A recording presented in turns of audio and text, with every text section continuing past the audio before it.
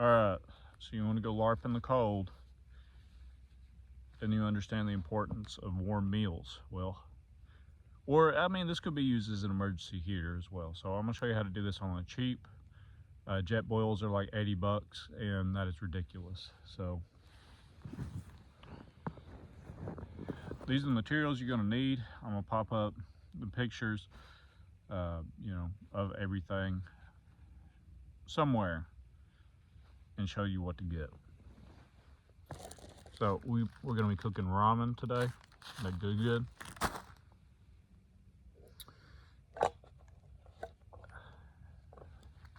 So this right here, it's a titanium stove. This is used by backpackers. It is a BRS brand, and I paid, I believe it was literally like $15 for this, and I've used it.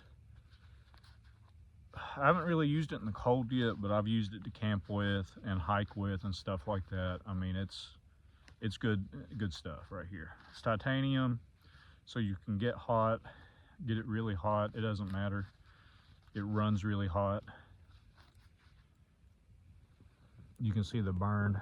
I don't know if that's called oxidizing or what that is, but you can kind of see it right there on it. All it is, it's just an itty bitty stove, okay? BRS has a regulator on the side like that, and then you get a pot or whatever, and it sits up on the stands. They make specialized pots for this, and I do have one. I just did not want to get it dirty just for this demonstration. Very nice. Like you said, it was like 15 bucks, and it's titanium. This will last you years and years. I mean, a lifetime of use. I'm not sure about a warranty. I feel like they do have a warranty, but lifetime of use. And then you want to get some kind of gas, like fuel blend right here. This is the gas one off Amazon. I got a 4-pack for like $30, I believe it was. I'll pop up the actual price somewhere over here. It's isobutane and propane mix. That's what most of these little stoves run off of. I'm not sure if you can use other gases. Just this is all I've used, right? It's cheap, it works. I'm not gonna say it lasts too long, but it will definitely last you. It'll last you at least 3 days of making breakfast and dinner out in the bush. That's pretty good for an itty bitty propane tank. You can get bigger ones, I do believe. So what you're gonna do here, I like to get my stove kind of set up, sprawled out, and literally all you do, guys, you just screw it on. Now I gotta say, now I always bring at least 2 things of gas with me, even if it's just like an overnight or like a 3-day trip. So you see that the gas came out, I can smell it. You want to keep going. You broke it, and then now you want to remake the seal. I am freezing. I'm sorry for my grammar. It's cold. It's cold as balls out here. So we got that set up. Now all you need is a pot. And if you're in cold environments with snow, I was freaking because I'm like, I forgot my canteen. Usually I'd have a canteen with water, but look at this. We got water right here. So, yep. Then obviously you need an eating utensil and whatever you're gonna cook. And a lighter. So this is sealed on here. We're gonna find a good stable surface to put this on. I'm actually going to pat this snow that's in front of me down. Try to make it more solid. Just pat it down where it's not compressing or shifting from the heat. So all you gotta do, set your stove down. Set your stove down. You want to try to get it as level as possible.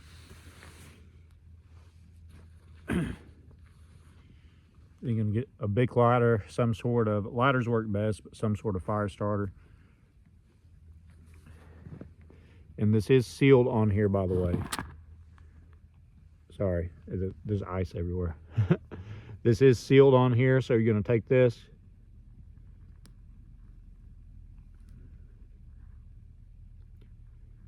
You just want to go real slow. just like that. Oh, there we go. So now we got the flame going.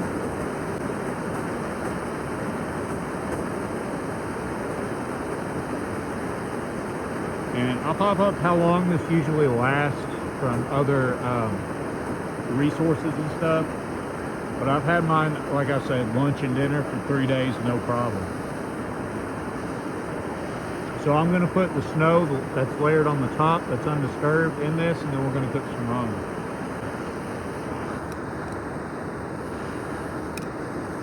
The trickiest part is trying to get it all level.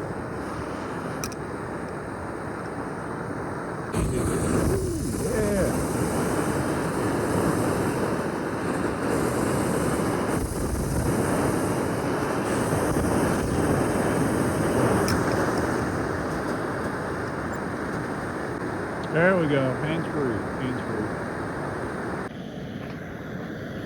So as you can see, we're just adding, like I said, typically, oh, oopsie. Typically you always want to add just the top layer of snow. I did not find a level surface, so this is all on me right now. Just want to put that in there.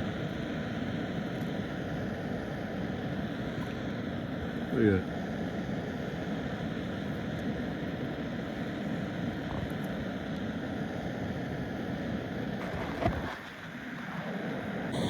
So you know what we're doing.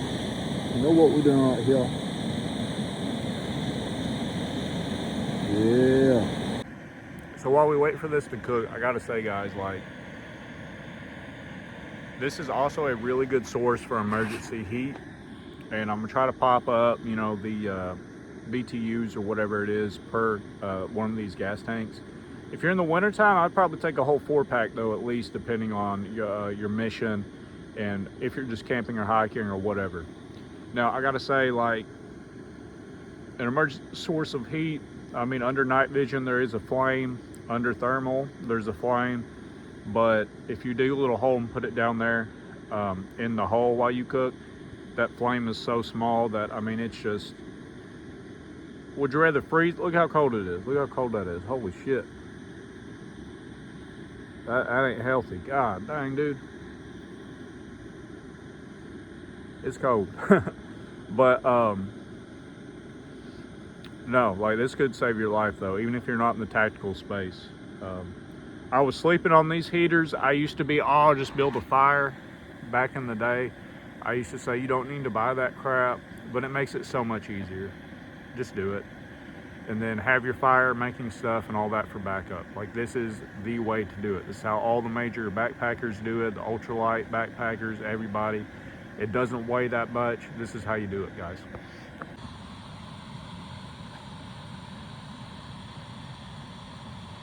That steam feels so good on my hand, I ain't gonna lie. It's boiling now. Oh gosh. So warm on my hands. It's stopping that frostbite. Hell yeah. Hell yeah. Oh, whew. It's like having a warm bath after you've been in the cold all day. That's a satisfaction. So speaking of satisfaction, I don't like a lot of juice in my ramen personally. What you could do with this water, this warm water, is put it in a bottle to drink or to heat you. So if you're making dinner, you could put this in a bottle and throw it in your sleeping bag or your bivvy, whatever you're running, and that'll keep you warm for hours without the use of hot hands or you relying on these calories to keep you through the night. Now, obviously, you can boil or make pretty much anything. It's a stove. You can have a skillet, whatever you want to carry out here in the bush. Okay. It doesn't have to be just ramen.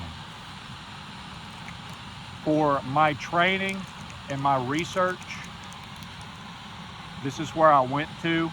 I've been studying backpacking, like ultralight backpacking in specific, to look at stuff that you could add to your kit that's actually worth it. Now, while these guys ain't carrying around rifles and kit and they don't have a tactical mission, they're hunting sometimes 100 miles, and they carry all the food they need with them. Typically they don't carry water, they just resupply it as they go.